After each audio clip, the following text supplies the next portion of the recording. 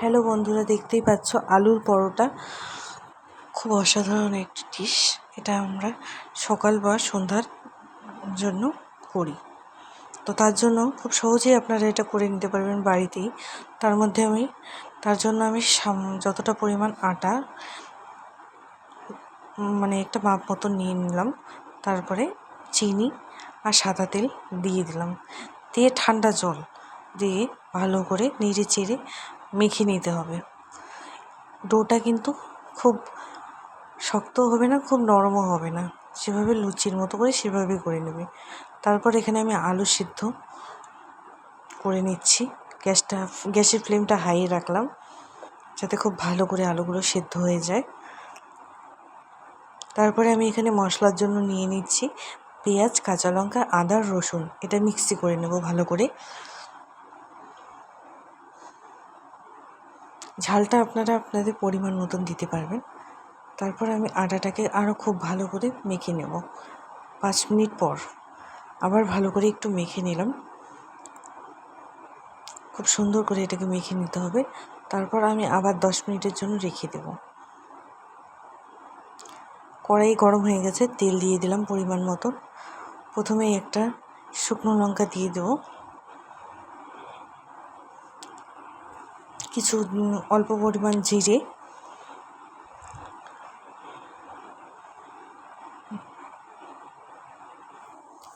একটু নেড়ে চেড়ে নিতে হবে। তারপর আমি আলুটা দিয়ে দিলাম।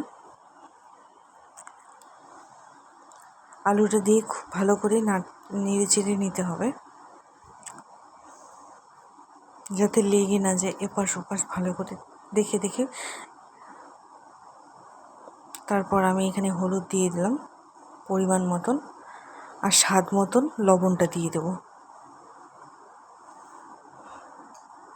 লবণটা আমি প্রথমেই দিয়ে দিচ্ছি, কারণ লবণ হলুদ দিয়ে আমি প্রথমে ভালো করে ভেজে নেব আলুটাকে।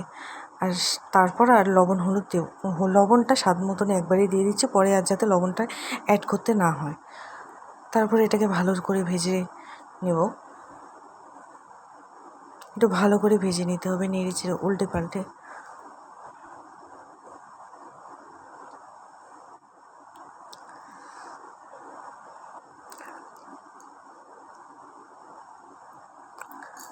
আলুটাকে খুব সুন্দর করে ভেজে নেব। গ্যাসের ফ্লেমটা হাই রেখেছি। এরপর আমি এখন দিয়ে দেবো পেস্ট করে রাখা মশলাটা। পেঁয়াজ, লঙ্কা, আদা, রসুনের পেস্টটা দিয়ে দিলাম। লবণ হলুদ তো আমি আগেই দিয়ে দিয়েছি। এখন আমি এটাকে গ্যাসের ফ্লেমটা একটু কমিয়ে নেব। কমিয়ে আলুটাকে ভালো করে ভেজে নেব, মশলাটার সাথে অ্যাড করে নেব, ভালো করে ভেজে নিতে হবে। তারপরে আমি এখানে শুকনো লঙ্কা পরিমাণ মতন আর অল্প জিরের গুঁড়া দিয়ে দেব। দিয়ে ভালো করে এটাকে নেড়ে চেড়ে ভেজে নিতে হবে মশলাটাকে আলুটার সাথে।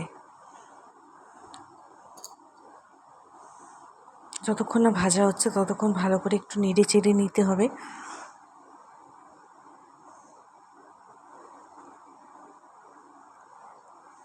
এটা প্রায় ভাজা হয়ে গেছে। এবার আমি সামান্য পরিমাণ জল দেব, সামান্য, খুব অল্প পরিমাণ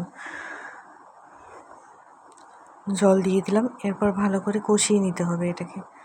একটু নেড়ে চিড়ে নিই যাতে আলুর সব দিকে জলটা যায়, জলটা যাতে ভালো করে মিশে যায়। খুব ভালো করে নেড়ে চিড়ে নেওয়ার পর এবার এটা ভালো করে শুকিয়ে নেব। আমার প্রায় এটা ভাজা হয়ে গেছে, এটাকে এবার নামিয়ে নিলাম। এবার হাত দিয়ে ভালো করে মেখে নেব যাতে আলুর দানা দানাটা না থাকে। এদিকে গোলটা করে রেখেছি, আটার ডোটা মেখে রেখেছি। এবার আমি লেচিও কেটে নিয়েছি। লেচিটাকে এবার সুন্দর করে মাঝখান থেকে ফাঁকা করে পুরটা দিয়ে দেব। খুব সামান্য পরিমাণ প্রথম পুরটা দিলাম। এবার এটাকে আটকে দিতে হবে সুন্দর করে, যাতে একটু ফাঁকা না থাকে, ভালো করে আটকে দিতে হবে। এবার আমি এটা লিচির মতন সুন্দর আবার চারদিকটা ঢেকে ঢুকে একটু ঘুরিয়ে নিচ্ছি চারপাশটা, যাতে খুব সুন্দর হয়, ফেটে না যায়, এদিক ওদিক বেরিয়ে না যায়। তারপর সামান্য পরিমাণ তেল দিয়ে এটাকে আমি বেলে নেব। খুব আস্তে করে বেলতে হবে যাতে এটা বেরিয়ে না যায়।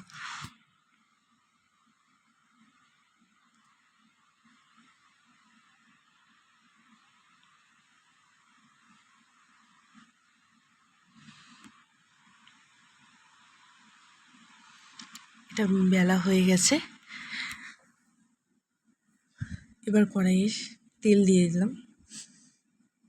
আমি সাদা তেল দিয়েই এই পরোটাগুলো করছি, তো সামান্য পরিমাণ তেল দিলেই হয়ে যাবে।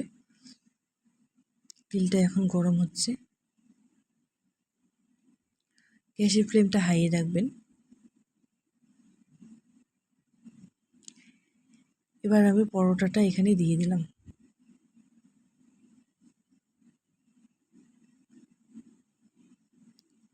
গ্যাসের ফ্লেমটা হাইয়ে রাখলাম।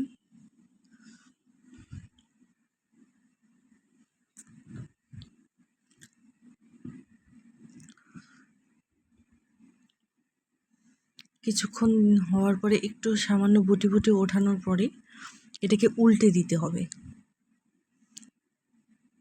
উপাসটা হয়ে গেছে, এখন এ পাশটা একটু ভেজে নিতে হবে।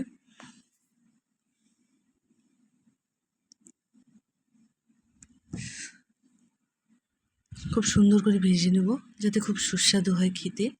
ভেতরটা কিন্তু একদম তুলতুলে থাকবে।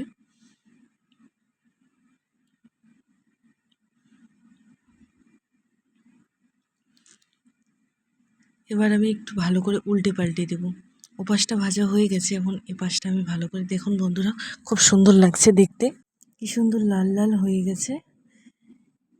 আমি একটু উল্টে পাল্টে ভালো করে ভেজে নেব যাতে এটা খেতে খুব মুচমুচে হয়।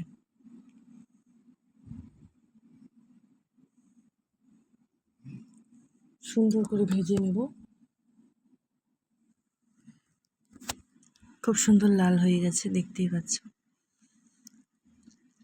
এভাবে আমি প্রত্যেক কয়টা পরোটা ভালো করে ভেজে নেব। এবার এটা হয়ে গেছে, তুলিয়ে নিলাম। তেলটা একটু ছেঁকে তুলে নিলাম। এরপর আমি আরেকটা পরোটা এখানে দিয়ে দিলাম।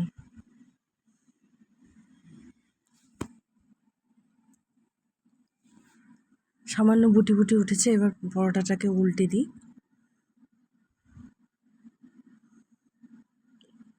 দুপাশটাই ভালো করে ভেজে নিতে হবে, তার জন্য আমাদের গ্যাসের ফ্লেমটা একটু হাই রাখতে হবে।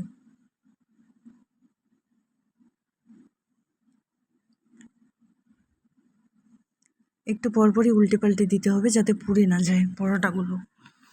এই সাইডটা খুব সুন্দর হয়ে গেছে, এবার উল্টে দিলাম। দেখুন বন্ধুরা, খুব সুন্দর হয়েছে দেখতে। এবার এটাকে আমি তুলে নিব। তো দেখতেই পাচ্ছ বন্ধুরা, এটা টমেটো সস আর একটু সামান্য আলুর সবজিটা দিয়ে আমি এটা সার্ভ করে নিলাম। অসাধারণ একটি রেসিপি, আপনারা ট্রাই